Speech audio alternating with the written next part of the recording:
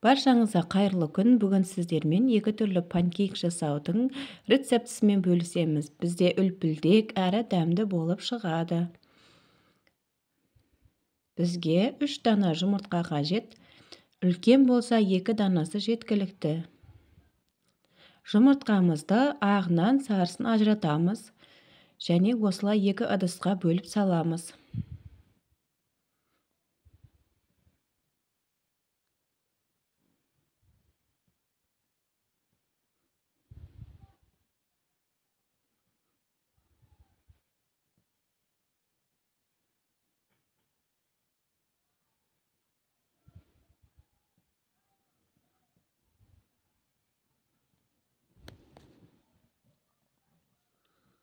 Ал енді қантымыздың кішкене бөлігін салып миксерлейміз.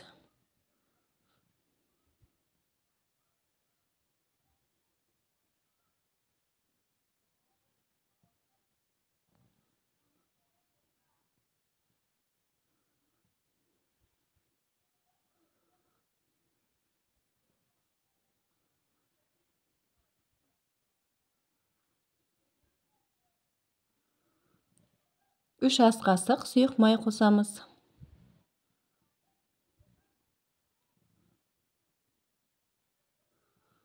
Және сүтімізді қосамыз.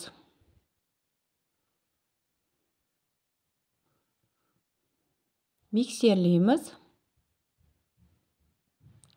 Електен өткізілген ұнымызға шай қасықпен қамыр қопсытқышты салып араластырамыз.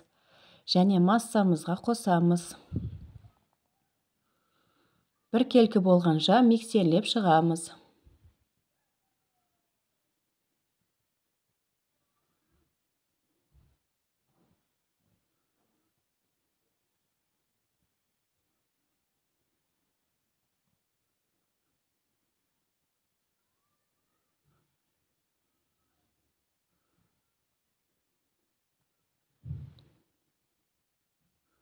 Ыдысымыздың шетіндегі қамырларымызды осылай лопаткамен алып,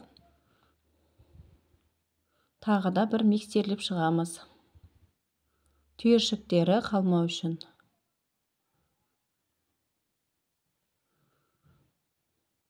Бізде осылай бір келкі масса шықты. Жұмыртқамыздың ағын миксерлейміз.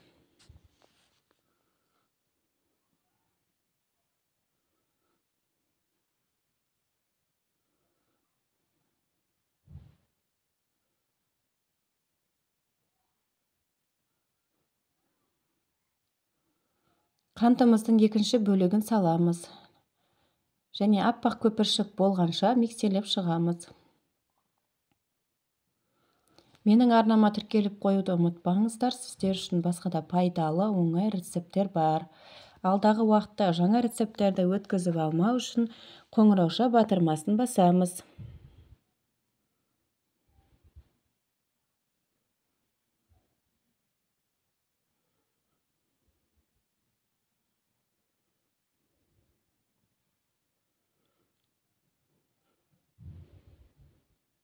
Массамыз 2-3 есе ұлғайғанша миксерлейміз.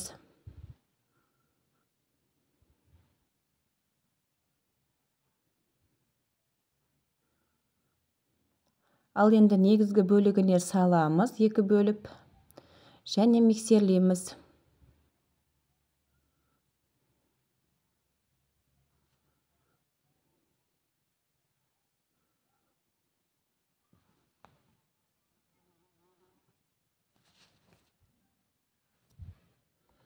Екінші бөлігінде салып миксерлейміз.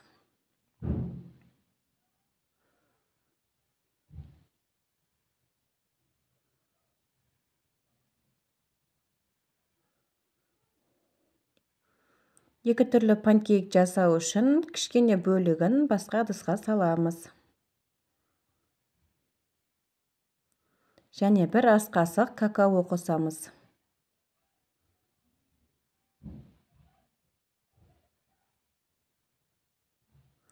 Венчикпен араластырамыз, мұқият түйіршіктерін қалдырмай.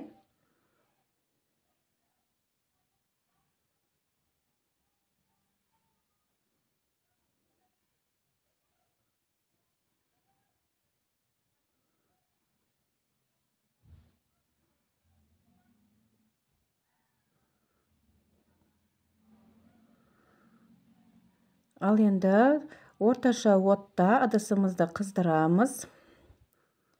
Кішкентай бір ожаудан құямыз.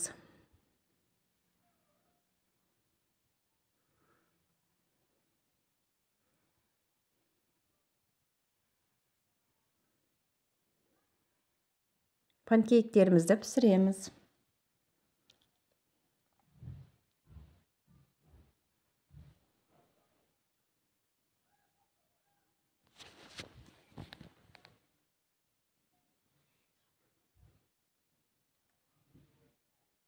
Көлемі ұлғайып, осылай кішкене көтерілген кезде келесі бетіне аударамыз.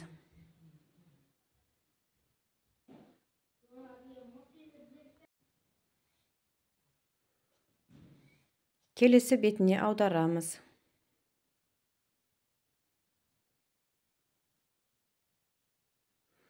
Екінші бөлігі піскен кезде ыдысымыздан аламыз.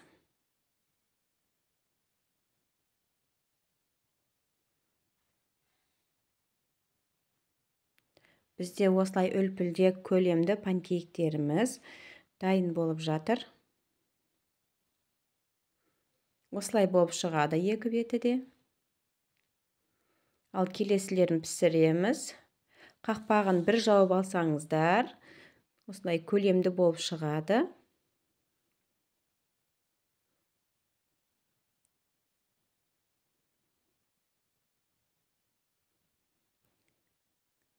Осылай ісінген кезде келесі бетіне аударамыз.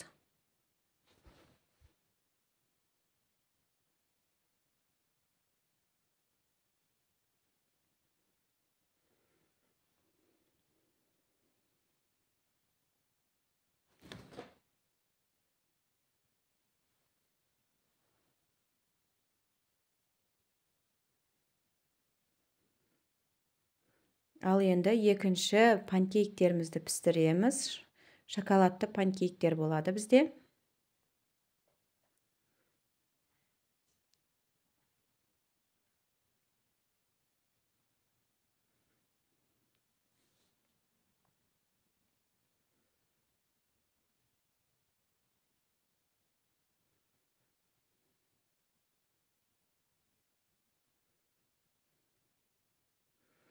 Келесі бетіне аударамыз.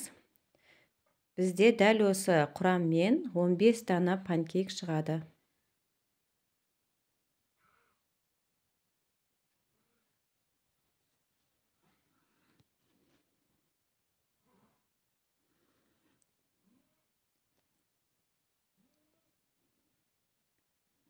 Біздің панкейктеріміз дайын болды. Жасап көріңіздер. Өте жұмсақ, дәмді панкейктеріміз.